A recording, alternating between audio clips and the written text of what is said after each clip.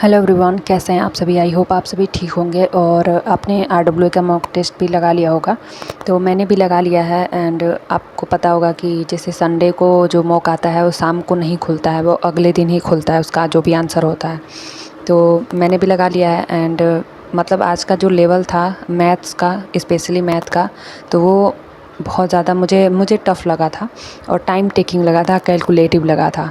तो उसमें मतलब मेरे साथ ऐसा हो गया था कि लास्ट में, वैसे तो मैंने शुरू में किया था हिंदी, जैसे हमेशा ही करती हूँ, हिंदी पहले, फिर जीएस, फिर रीजनिंग, तब मैथ, लास्ट में मैथ। तो मैथ को लास्ट में भी करना चाहिए क्योंकि अगर टफ़ आ गया मैथ, जैसे आज आया था, वैसे ही अगर एग्ज़ाम में आ गया और अगर हम लोग मैथ को ही पहले करने लगे तो हमारा टाइम वेस्ट हो जाएगा और जो क्वेश्चन होने रहेंगे वो भी नहीं हो पाएंगे।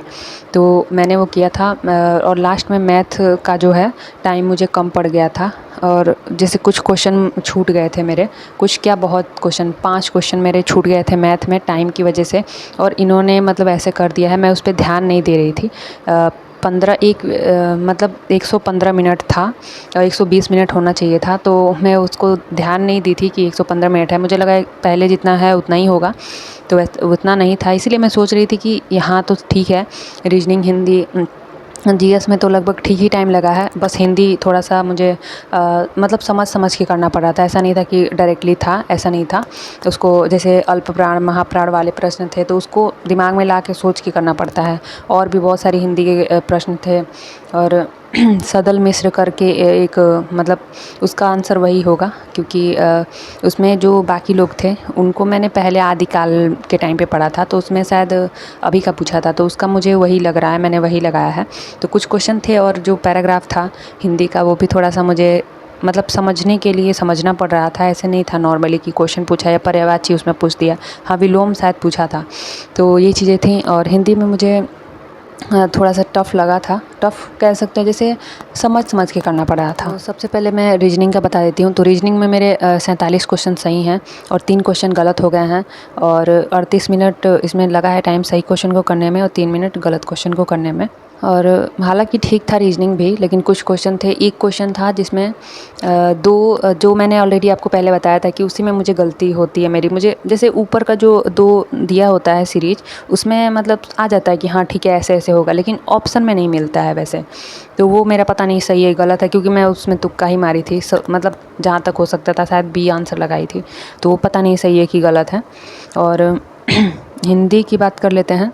हिंदी में 35 सही हैं और 2 गलत है और इसमें कुछ प्रश्न थे जो मैंने आपको बताया था और बाकी और भी प्रश्न थे। बाकी मैं आपका जीएस में, हाँ जीएस में ही था, मैं आपको बता देती हूँ। और जीएस आज का थोड़ा सा मुझे मतलब जहाँ तक ही कह सकते हैं ठीक था, करने लायक था, मतलब इतना नहीं था कि बहुत ज़्यादा। कुछ क्वेश्चन होते हैं जो जीएस में होते हैं बहुत ज़्यादा, बाकी प्रीवियस ईयर भी इसमें दिया गया था।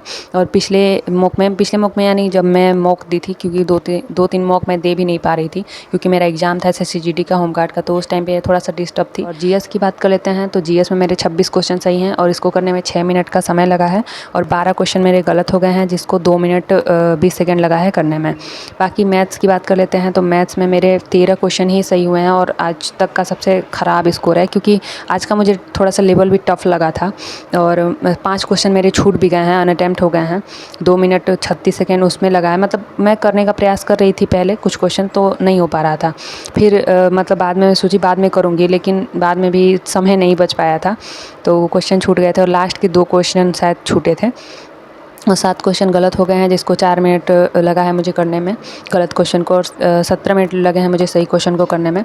तो और कुछ दिन से मैं रिवीजन भी नहीं कर पा रही हूँ और टाइम मैनेजमेंट बहुत ज़रूरी है, जो पिछले 2-3 मॉक में नहीं दे पा रही थी, तो इससे मुझे लगता है। लेकिन इसमें 5 मिनट कम भी दिया गया है तो इससे भी हो सकता है और पेपर टफ भी था। तो ओवरऑल स्कोर की बात कर लेते हैं। तो मैं आपको बता देती हूँ कि देखिए टेस्ट आप यहाँ से भी दे सकते हैं आरडब्ल्यू पर भी, और जो टेक्स्ट बुक का मॉक है वो भी आप लोग देख सकते हैं वहाँ पे जो लाइव आता है, क्योंकि वो ओरिएंटेड होता है। जैसे एसआई का एग्ज़ाम था, बिल्कुल सेम पैटर्न था टेक्स्ट बुक का, तो हालांकि वो टेस्ट लेना भी सही है क्योंकि चैप्टर वाइज भी मिलता है उसमें और हर एक एग्ज़ाम की आप तैयारी कर सकते हैं। तो आप अगर चाहें तो टेक्स्ट बुक का पास भी ले सकते हैं मेरा कूपन कोड ADI10 यूज़ करके, तो आपके लिए बेहतर रहेगा, मैं यही कहूँगी। और पास लेना बहुत ज़रूरी है क्योंकि देखिए टेस्ट नहीं देंगे तो पता नहीं चलेगा कि आपकी एक्यूरेसी परसेंटाइल मार्क्स कितने हैं। और वैसे अगर आप ऑफलाइन लगाएंगे, ऑफलाइन भी दे सकते हैं, लेकिन ऑफलाइन में आपको ज़्यादा टाइम लग जाता है, लेकिन देखिए एनालिसिस बहुत ज़्यादा ज़रूरी है, ठीक है। मेरा ओवरऑल जो बना है आप देख सकते हैं 242 नंबर बने हैं और 121 क्वेश्चन ही राइट हैं और 24 गलत हो गए हैं और 5 अनअटेम्प्ट हो गए हैं। तो ये अनअटेम्प्ट नहीं करना चाहिए था, कैसे भी तुक्का मार देना चाहिए था, लेकिन समय ही नहीं बचा था, अपने आप ही सबमिट हो गया था। और इसमें रैंक जो बनी है 2200 कुछ बनी है और 96 परसेंटाइल है। हालाँकि ठीक है, कह सकते हैं, अगर कुछ दिन से मैं पढ़ नहीं पा रही हूँ तो उस हिसाब से ठीक है। और बाकी मैथ भी टफ़ था तो इसलिए थोड़ा सा स्कोर कम हो गया है। बाकी आप लोग बताइएगा कि आप लोग मैथ्स और जीएस वगैरह कहाँ से पढ़ रहे हैं और आपका कितना नंबर है, कमेंट में ज़रूर बताइएगा। बाकी देखिए यूपीएसआई का जो रिज़ल्ट था उसको देख के हम लोग मतलब क्या ही कर सकते हैं, वैसे उसके पीछे भागने से कुछ नहीं होगा। आगे हम लोग जो दिख रहा है उस पर फोकस करना चाहिए। तो मिलता है अगले वीडियो में, तब तक के लिए धन्यवाद। जय हिंद।